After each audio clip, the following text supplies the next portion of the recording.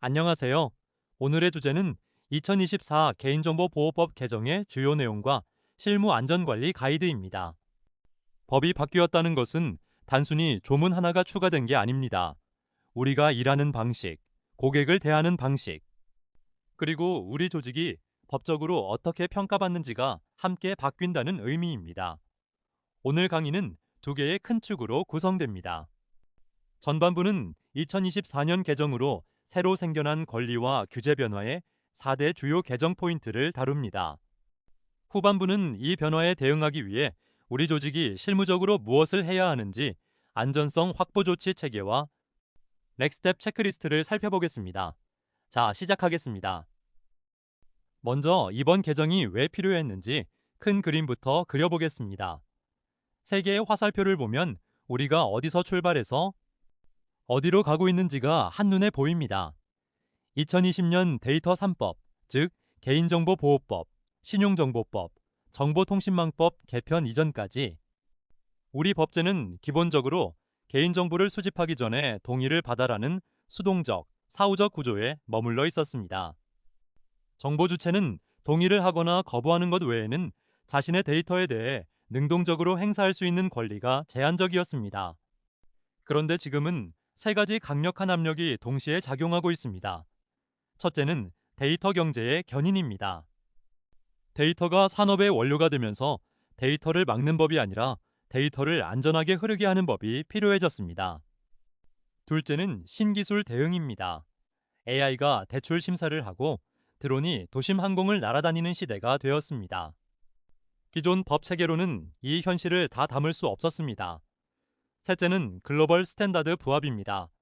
EU의 GPDR이 전 세계 표준이 되면서 한국 기업들도 국제 수준의 개인정보 보호 체계를 갖춰야 글로벌 시장에서 신뢰를 얻을 수 있습니다.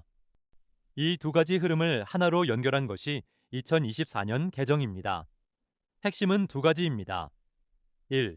국민의 적극적 데이터 주권 강화. 2. 기업의 불합리한 이중 규제 혁신. 쉽게 말하면 국민에게는 더 많은 권리를 주고 기업에게는 불필요한 중복 규제를 없애주되 위반에 대한 제재는 오히려 더 강화한 것입니다.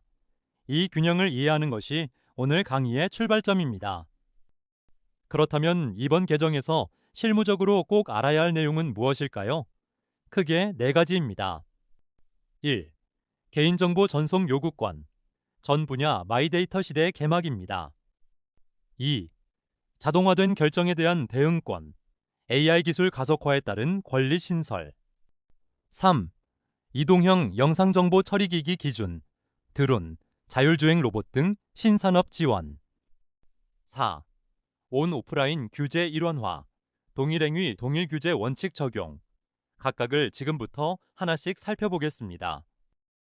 첫 번째 개정 포인트입니다. 개인정보 전송 요구권, 즉 마이데이터 권리의 전 분야 확대입니다.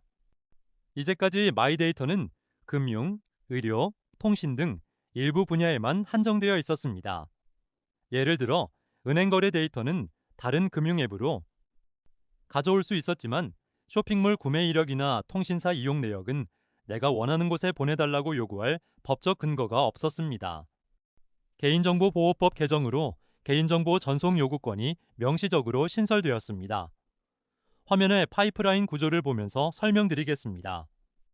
정보 주체 본인은 자신의 개인정보를 보유하고 있는 기업 A에게 두 가지 요구를 할 수 있습니다. 다운로드와 이동 요구입니다. 다운로드권은 본인 기기로 자신의 개인정보를 직접 전송해달라고 요청하는 권리입니다. 이동 요구권은 본인이 지정한 제3자, 즉 마이데이터 사업자나 기업 B에게 전송해달라는 권리입니다. 이것이 전송 요구권입니다. 여기서 중요한 것이 대상 정보의 범위입니다. 하단에 명시된 것처럼 전송 요구의 대상은 동의 기반으로 수집된 정보와 계약이행 필수 수집 정보 모두를 포함합니다. 그리고 민감 정보, 고유 식별 정보도 포함된다는 점이 매우 중요합니다. 개인정보 보호 법령 및 지친 고시 해설서는 이에 대해 다음을 명확히 하고 있습니다. 전송 요구 대상 정보는 정보 주체가 직접 제공한 정보, 정보 주체의 동의를 받아 수집된 정보, 계약 이행을 위해 수집된 정보 등을 포함하며 개인정보 처리자가 내부적으로 분석, 가공하여 생성한 파생 데이터는 원칙적으로 제외됩니다. 금융기관 입장에서는 이미 신용정보법상 마이데이터 체계를 운영하고 있지만 이번 개정으로 개인정보보호법상의 전송 요구권과 신용정보법상의 전송 요구권이 병존하는 구조가 됩니다. 따라서 두 법 체계 간의 충돌, 중복 가능성을 검토하고 대응 인프라 API 연계, 본인 확인 절차 등을 점검하는 것이 시급한 실무 과제입니다. 전송 요구를 거부하거나 지연하는 경우 정당한 사유가 없다면 과태료 처분 대상이 될 수 있습니다. 두 번째 개정 포인트입니다. 이번 개정의 가장 중요한 변화라고 생각하는 내용입니다. 바로 자동화된 결정에 대한 대응권 신설입니다. 왜 이 권리가 필요했을까요? 화면에 보시는 것처럼 지금 금융권에서는 AI 알고리즘이 대출 신청자의 데이터를 분석해서 대출 거절이라는 결정을 내립니다. 보험 가입 심사도 신용점수 산정도 마찬가지입니다. 문제는 이 AI가 왜 그런 결정을 내렸는지, 어떤 기준으로 판단했는지를 고객이 전혀 알 수 없다는 것입니다. 시스템상 거절되셨습니다 라는 한마디가 전부였죠. 이것이 GDPR에서 블랙박스 결정, 블랙박스 디시전이라고 부르는 문제입니다. 이번 개정은 정보 주체에게 두 가지 권리를 부여했습니다. 1. 결정 거부권. 완전히 자동화된 결정을 거부하고 인적 개입을 요구할 권리입니다. 쉽게 말하면 AI가 아니라 사람이 다시 검토해달라고 요청할 수 있는 권리입니다. 2. 설명 요구권. 결정에 대한 근거와 판단 기준 등 구체적 설명을 요구할 권리입니다. 왜 대출이 거절됐는지, 어떤 항목이 영향을 미쳤는지 설명해달라고 요구할 수 있습니다. 다만 계약 체결 및 이행을 위해 불가피한 경우 등은 거부권 예외가 적용됩니다. 예를 들어 고속도로 카이패스 자동요금 정산처럼 계약 이행 자체가 자동화를 전제로 하는 경우는 거부권 행사가 제한될 수 있습니다. 개인정보보호위원회 해설서는 이 조항 시행에 앞서 개인정보 처리자가 준비해야 할 사항으로 다음을 제시하고 있습니다. 첫째, 설명 채널 구축. 고객이 설명을 요구할 수 있는 창구, 즉 콜센터, 앱 내 기능, 서면 절차 등을 마련해야 합니다. 둘째, 설명 가능한 AI 체계. 알고리즘이 내린 결정의 주요 근거를 사람이 이해할 수 있는 언어로 설명할 수 있어야 합니다. 신용점수가 낮아서가 아니라 최근 6개월간 연체 이력 2건, 대출 잔액 비율 85% 초과와 같은 구체적 설명이 필요합니다. 셋째, 인적 검토 프로세스. 거부권 행사 시 실제로 사람이 재검토할 수 있는 내부 절차를 마련해야 합니다. 향후 2에서 3년 내 금융권 AI 심사 시스템에 대한 설명 요구 민원이 증가할 가능성이 높아 사전 대응 체계 구축이 필요합니다. 세 번째 개정 포인트입니다. 이동형 영상정보 처리기기 규정의 신설입니다. 개인정보보호법 제2조 7호의 2에 따르면 영상정보 처리기기란 사람이 신체에 착용하거나 이동 가능한 물체에 부착하여 촬영하거나 이를 유무선망을 통해 전송하는 장치를 말합니다. 드론, 자율주행 배송 로봇, 웨어러블 카메라, 이동형 CCTV가 모두 해당됩니다. 왜 새로운 규정이 필요했을까요? 기존 개인정보보호법은 고정형 CCTV 중심으로 설계되어 있습니다. 특정 장소에 고정 설치된 카메라를 전제로 한 것이죠. 그런데 드론은 하늘에서 움직이면서 불특정 다수의 얼굴, 차량 번호판, 일상 행동을 촬영할 수 있습니다. 자율주행 로봇도 도로와 상가를 이동하면서 사람들을 지속적으로 촬영합니다. 기존 틀로는 이것을 규율하기가 매우 어려웠습니다. 세 가지 원칙을 설명드리겠습니다. 1. 기본 원칙. 공개된 장소에서 업무 목적의 촬영은 원칙적으로 제한합니다. 누구나 다닐 수 있는 공공장소라도 업무 목적으로 사람들을 촬영하는 것은 기본적으로 허용되지 않습니다. 2. 운영 허용 조건. 단, 두 가지 조건을 모두 갖추면 운영이 허용됩니다. 첫째, 촬영 사실을 쉽게 알 수 있도록 표시할 것. 둘째, 촬영 대상자가 거부 의사를 표현하지 않은 경우입니다. 촬영 사실을 표시하는 방법은 안내판, 촬영 알림음 같은 소리, LED 같은 불빛 등을 활용할 수 있습니다. 3. 실무적 우회로. 고도비행 드론처럼 촬영 사실 표시가 현실적으로 어려운 경우도 있습니다. 이런 때는 개인정보 포털을 통한 사전 인터넷 공지로 대체가 가능합니다. 금융기관이 드론을 직접 운영하는 경우는 드물지만 보안 점검용 드론, 지점 외부 순찰 로봇, 이동형 ATM 보안 카메라 등이 도입되는 경우 이 규정이 직접 적용됩니다. 또한 업무 위탁사가 이동형 기기를 운영하는 경우 위탁계약에 이 규정 준수 의무를 명시해야 합니다. 화면에 엉킨 실타래가 보이시죠? 이게 바로 기존 법체계의 모습입니다. 기존에는 온라인 사업자, 정보통신 서비스 제공자에게는 정보통신망법상의 특례가 적용되었고, 오프라인 사업자에게는 개인정보보호법 일반 규정이 적용되었습니다. 같은 행위, 예를 들어 개인정보를 제3자에게 제공하는 것도 온라인인지 오프라인인지에 따라 다른 규정이 적용되었습니다. 이게 왜 문제일까요?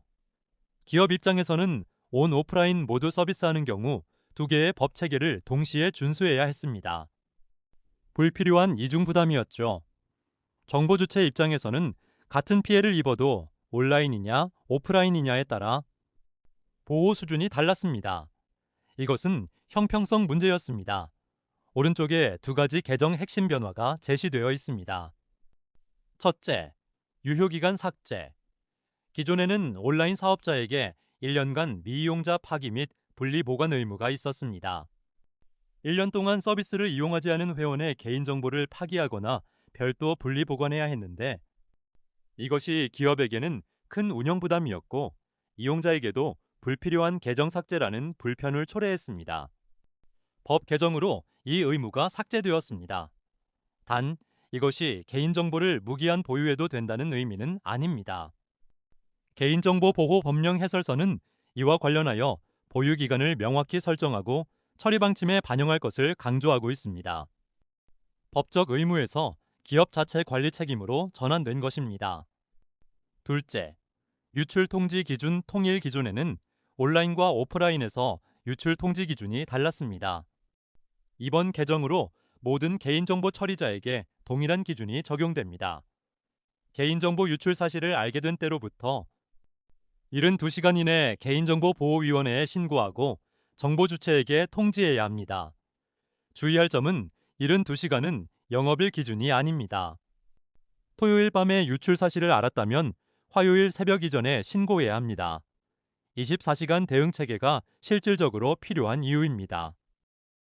여기서부터는 앞서 살펴본 법 개정 내용을 실제로 어떻게 구현할 것인지 안전성 확보 조치 체계를 살펴보겠습니다. 개인정보보호법 제29조는 개인정보 처리자에게 안전성 확보에 필요한 기술적, 관리적, 물리적 조치를 의무화하고 있습니다. 그리고 이를 구체화한 것이 개인정보의 안전성 확보 조치 기준 고시입니다. 이 조치는 3개의 동심원으로 구성된 방어막 구조입니다. 1. 물리적 조치는 가장 바깥 방어막입니다. 전산실, 자료보관실에 대한 출입 통제 체계와 보관시설 잠금 장치가 핵심입니다. 안전성 확보 조치 기준 제11조는 개인정보를 처리하는 전산실, 자료보관실 등에 대해 출입 통제 절차를 수립하고 개인정보가 기록된 서류, 이동형 저장 매체 등의 잠금 장치 설치를 요구합니다. 금융권에서는 이것이 이미 잘 갖춰져 있는 경우가 많지만 재택근무 환경 확산 이후 직원 가정에서의 개인정보 처리에 대한 물리적 통제가 새로운 과제로 떠올랐습니다. 2. 관리적 조치. 두 번째 방어막은 사람과 정책의 영역입니다. 안전성 확보 조치 기준 제3조에 따라 개인정보 처리자는 반드시 내부 관리 계획을 수립 시행해야 합니다. 개인정보 보호 책임자 지정, 개인정보 취급자의 교육, 접근 권한 관리, 암호화 정책 등이 모두 이 계획에 포함되어야 합니다. 개인정보 취급자를 대상으로 연 1회 이상 교육을 실시해야 합니다. 교육 이수 기록은 반드시 문서화하고 보관해야 합니다. 법적 분쟁 시 교육을 실시했다는 것을 입증하는 증거가 됩니다. 3. 기술적 조치. 세 번째이자 가장 핵심적인 방어막입니다. 세 가지를 기억해 주세요. 첫째, 접근 통제. 개인정보 처리 시스템에 대한 접근 권한을 최소 권한 원칙에 따라 통제합니다.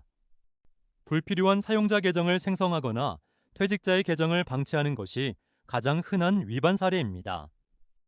둘째, 암호화. 주요 개인정보를 저장하거나 전송할 때 반드시 암호화해야 합니다. 다음 슬라이드에서 자세히 다루겠습니다. 셋째, 악성 프로그램 방지. 개인정보 처리 시스템에 백신 소프트웨어 등 보안 프로그램을 설치하고 주기적으로 갱신, 점검해야 합니다. 기술적 조치 중에서 실무에서 가장 자주 위반이 발생하고 감사에서 가장 집중적으로 점검받는 두 가지를 깊이 살펴보겠습니다. 접속 기록 관리와 암호화입니다. 안전성 확보 조치 기준 제8조는 접속 기록에 대해 다음을 요구합니다. 1. 보관해야 할 항목. 식별자 누가, 접속 일시 언제, 접속지 어디서, 정보 주체 정보 누구의 데이터를, 수행 업무 무엇을 했는지 이 5가지가 반드시 기록되어야 합니다. 2. 보관 기간. 최소 1년 이상 보관해야 합니다. 단 5만 명 이상의 개인정보를 처리하거나 민감 정보, 고유 식별 정보를 처리하는 경우에는 2년 이상 보관해야 합니다. 금융기관은 대부분 이 기준에 해당합니다. 3. 점검 주기. 월 1회 이상 접속 기록을 점검하여 비정상적인 접근 행위, 대량 조회, 비업무 시간 조회, 불필요한 다운로드 등을 탐지해야 합니다. 4. 안전한 보관. 접속 기록 자체가 변조 삭제되면 의미가 없습니다. 웜 디스크 등을 활용 또는 분리 백업을 통해 위 변조를 방지해야 합니다.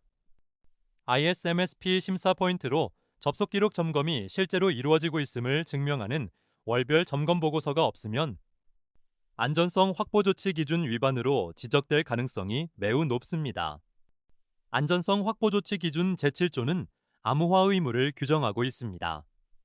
비밀번호는 반드시 일방향 암호화하여 보관해야 합니다. 평문 저장은 절대 불가합니다. SHA-256 이상의 알고리즘 사용이 권장됩니다. 고유 식별 정보인 주민등록번호, 여권번호, 운전면허번호, 외국인 등록번호는 저장 및 송수신 시 반드시 암호화 적용이 의무입니다.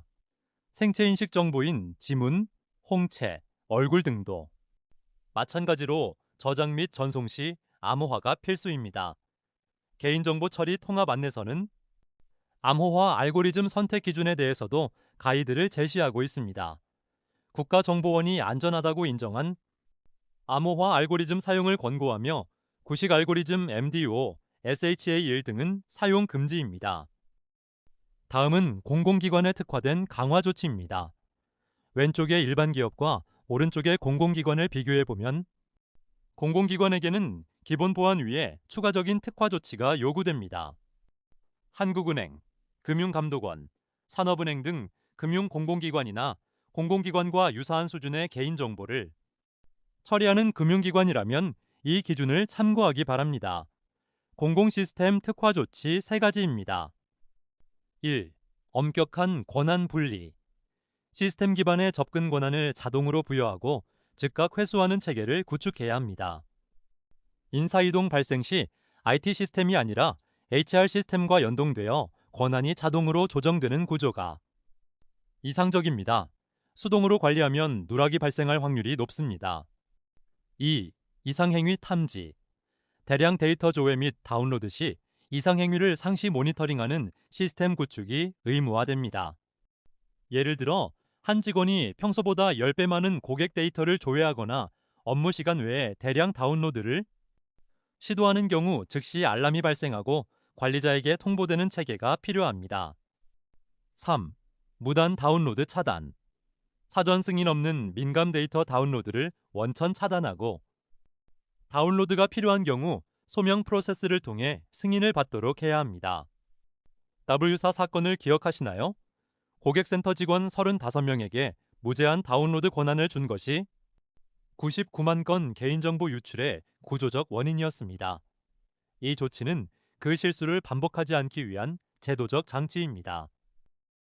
이번 개정에서 기업 경영진이 가장 주목해야 할 변화입니다. 과징금 산정 기준의 획기적 강화입니다. 실효성 없는 담당자 징역, 벌금의 형벌 중심에서 전체 매출액 기준 과징금 부과란 강력한 경제 제재로의 전환입니다. 기존엔 과징금 상한이 위반 행위와 관련된 매출액의 3% 이하였습니다. 유출된 서비스 부문의 매출만 기준으로 삼았습니다. 개정 후엔 과징금 상한이 기업의 전체 매출액의 3% 이하로 변경됩니다. 다만 위반 행위와 무관한 매출액은 기업이 스스로 입증하여 제외할 수 있습니다. 이게 얼마나 큰 변화일까요? 구체적인 수치로 알아보겠습니다. 연간 매출 10조 원인 금융기관이 개인정보 유출 사고를 냈다고 가정해 보겠습니다. 기존엔 해당 서비스 매출이 1,000억 원이라면 과징금 상한은 30억 원이지만 개정 후엔 전체 매출액 기준이면 3,000억 원 100배 차이입니다. 왜 이렇게 바뀌었을까요? 개인정보보호위원회는 입법 취지를 이렇게 설명합니다. 기존 방식은 대기업이 작은 서비스 부문에서 위반을 해도 소액의 과징금만 내면 됐습니다. 사실상 위반을 용인하는 구조였죠. 이제는 기업 규모에 비례한 실질적 억지력을 갖추겠다는 것입니다. 경영진에 대한 함의입니다. 경영진의 관여와 전사적인 보안 투자가 필수적인 과제로의 격상이 핵심 결론입니다. 과거에는 개인정보 보호가 법무팀이나 IT 보안부서의 업무였습니다. 이제는 잘못하면 회사 전체 매출의 3%를 날릴 수 있는 최고 경영진의 리스크 관리 사안이 된 것입니다. 향후 5년 내 전체 매출 기준 과징금이 부과되는 첫 번째 대형 사례가 등장할 가능성이 높습니다. 이 사례 하나가 업계 전체의 컴플라이언스 투자를 바꿀 것입니다. 마지막 슬라이드입니다. 오늘 배운 내용을 내일부터 바로 실행에 옮길 수 있는 4가지 액션 아이템을 정리합니다. 첫째, 권리 대응 프로세스 점검입니다. AI 자동화 결정에 대한 설명 요구 채널이 우리 조직에 갖춰져 있는가? 마이 데이터, 즉 전송 요구권 대응을 위한 API 인프라 및 본인 확인 절차가 준비되어 있는가? 담당 부서와 협의하여 설명 요구 접수, 처리 및 회신 절차를 문서화하십시오. 처리 기한도 내부 기준으로 설정해야 합니다. 법정 기한은 정당한 사유가 없으면 10일 이내입니다. 둘째, 이동형 영상정보 처리기기 규정 숙지입니다. 현재 우리 기관 또는 위탁사가 운영하는 드론, CCTV, 로봇의 안내판 부착 및 개인정보 포털 공지 절차가 수립되어 있는가? 이동형 영상정보 처리기기 운영 현황을 파악하고 촬영 사실 고지 방식을 규정화하십시오. 신규 도입 시 개인정보 영향평가 검토도 병행하시기 바랍니다. 셋째, 온오프라인 규정 정비입니다. 유효기간제 삭제에 따라 개인정보 보유기간 정책이 처리 방침에 명확히 반영되어 있는가? 유출 통지 기준이 72시간 이내로 통일된 것을 반영하여 내부 사고 대응 절차가 업데이트되어 있는가? 개인정보 처리 방침을 전면 검토하고 야간, 주말 유출 사고 발생 시에도 72시간 내 신고가 가능한 비상 연락 체계를 점검하세요. 넷째, 내부 관리 계획 고도화입니다. 월 1회 이상 접속 기록 모니터링 체계가 실제로 작동하고 있는가? 기록만 있고 점검을 안 하면 위반입니다. 접속 기록 보관이 원 매체 또는 분리 백업으로 위 변조 방지가 되고 있는가? 접속 기록 점검 보고서 양식을 만들고 담당자와 점검 주기를 지정하십시오. 이 보고서는 향후 감사 및 분쟁에서 우리는 의무를 다했다는 가장 강력한 증거가 됩니다. 오늘 내용을 한 문장으로 정리하겠습니다. 2024년 개정은 규제의 강화가 아니라 신뢰의 기준을 높인 것입니다. 국민에게는 더 많은 권리를, 기업에게는 더 큰 책임을, 그리고 그 책임을 다하는 기업에게는 더 강력한 법적 보호를 주는 구조입니다. 오늘 배운 것들을 현장에서 하나씩 실행에 옮길 때 여러분의 조직이 규제 대상이 아닌 신뢰의 기준이 되는 기관으로 성장할 수 있습니다. 오늘도 수고 많으셨습니다.